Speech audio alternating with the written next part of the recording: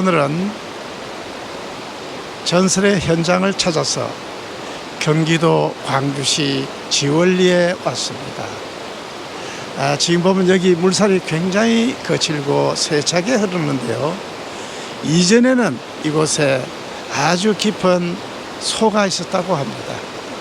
그곳을 가마소라고 불렀다고 하는데요. 오늘은 하늘이 정해준 배필을 거부하고 부모의 뜻에 따라 억지로 시집을 가야 했던 한 처녀의 애달픈 사연이 깃든 가마소의 전설을 소개해 드리겠습니다.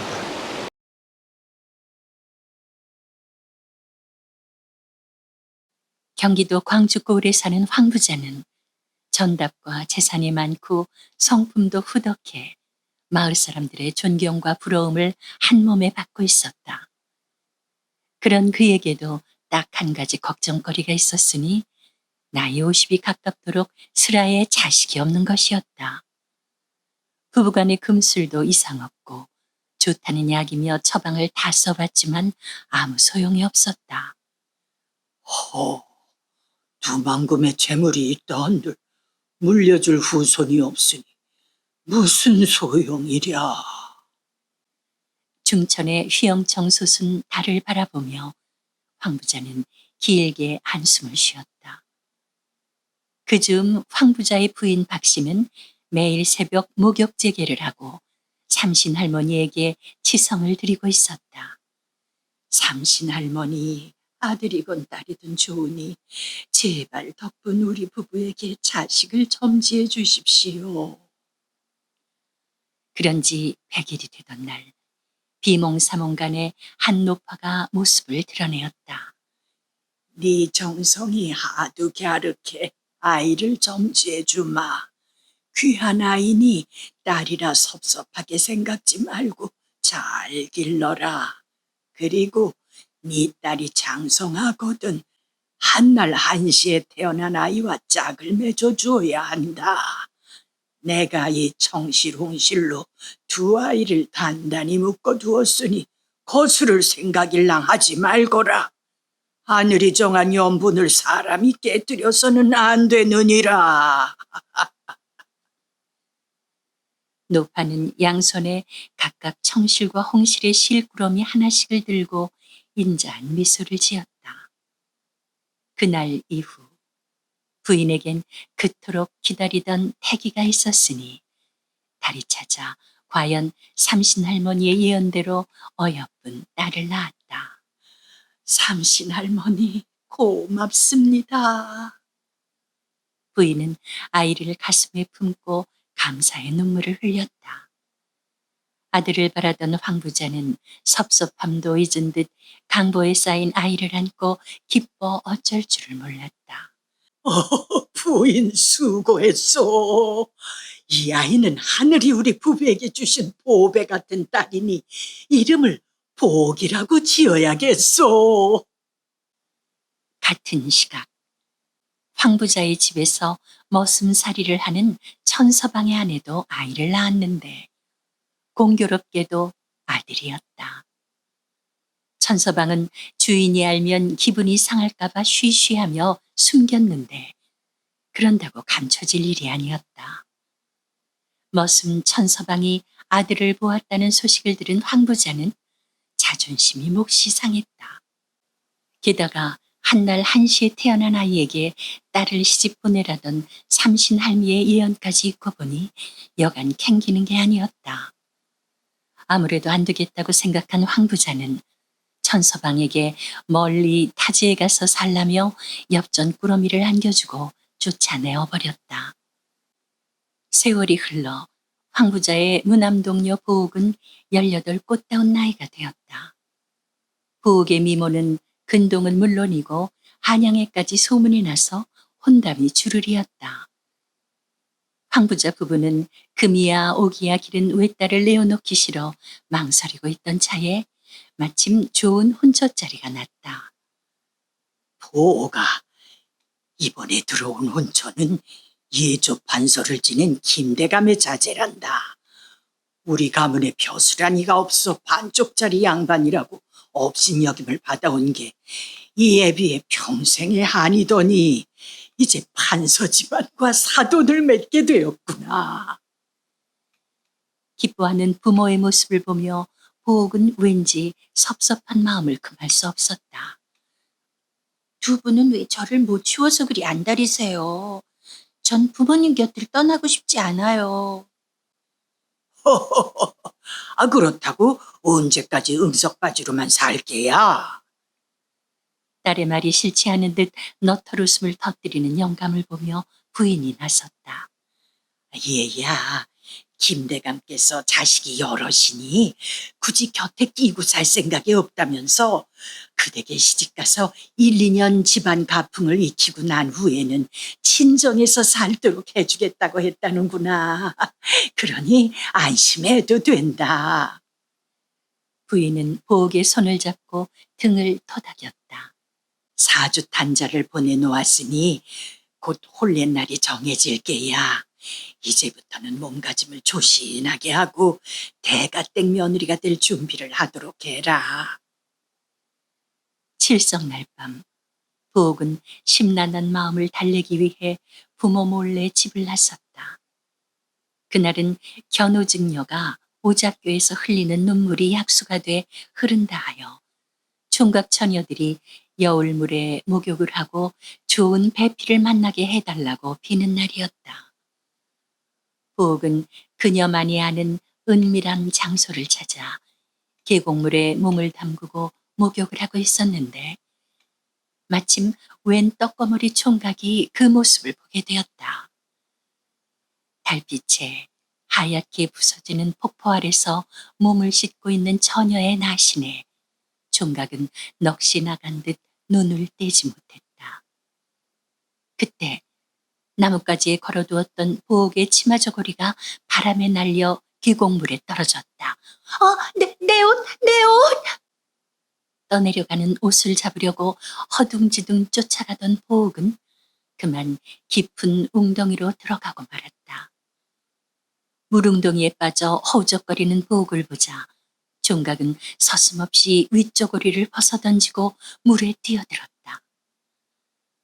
잠시 후 의식을 잃고 축 늘어진 보옥을 업고 나온 총각은 빈 물레 방앗간에 그녀를 옮겨놓고 혼신을 다해 간호를 했다.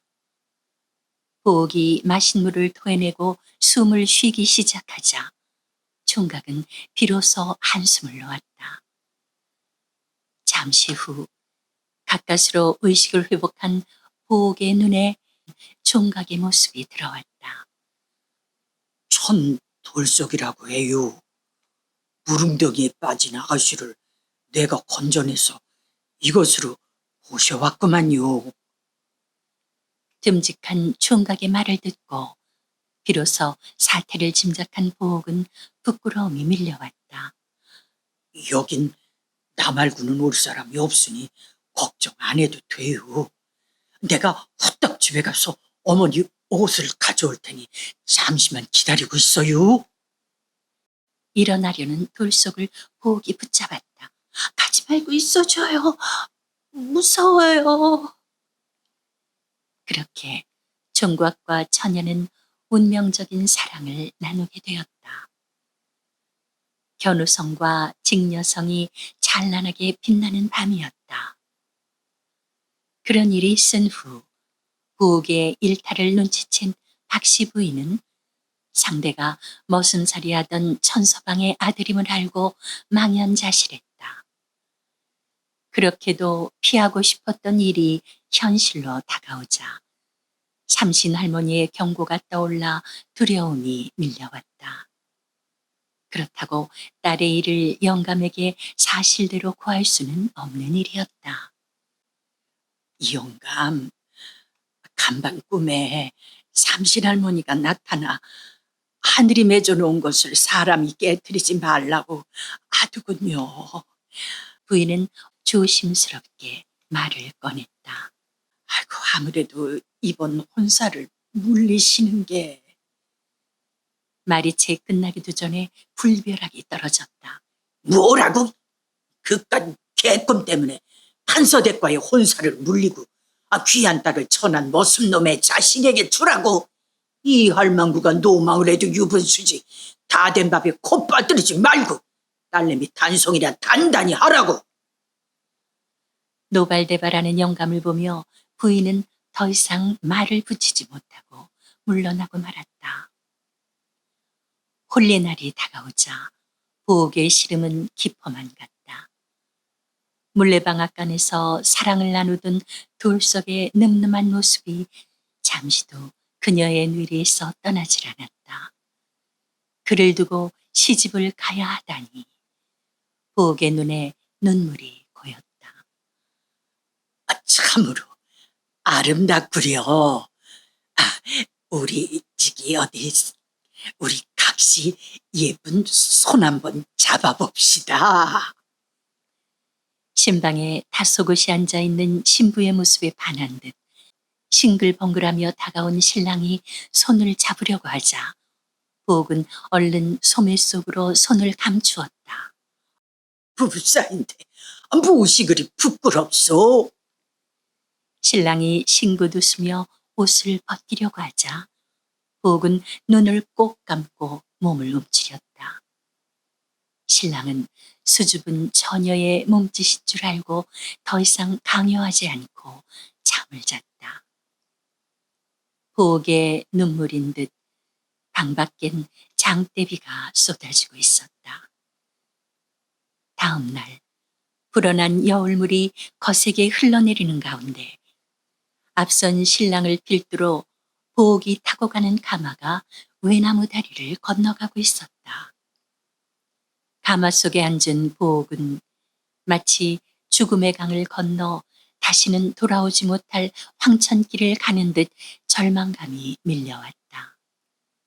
그 순간 가마가 기우뚱하더니 거꾸로 뒤집혀 버렸다.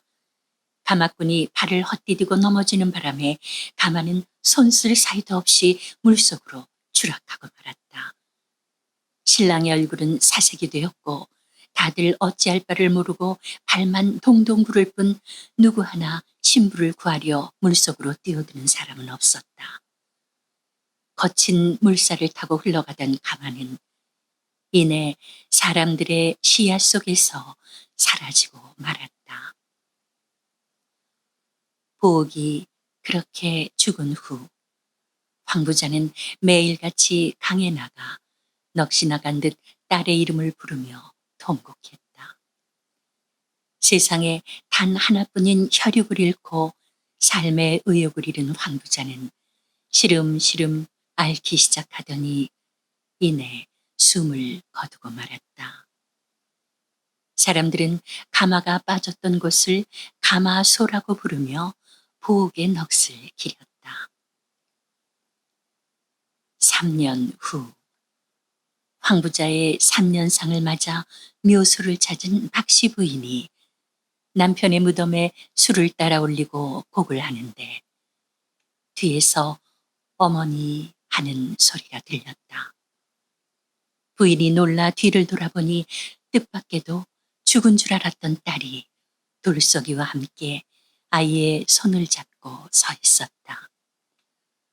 부엌이 시집가는 날 숨어서 지켜보던 돌석이가 가마가 물에 빠지는 것을 보고 뛰어들어 그녀를 구출해낸 것이었다. 삼신 할머니 감사합니다.